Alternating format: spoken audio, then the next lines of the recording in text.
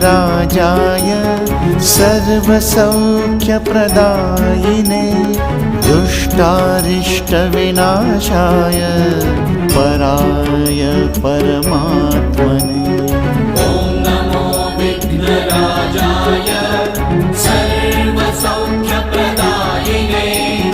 दुष्टारिष्टविनाशाय पराय परमात्मने लम्बोदरं महावीरं नागायाग्नो पशोभिताम् अर्धचन्द्रधर्मदेवं विघ्नव्यूहविनाशनम्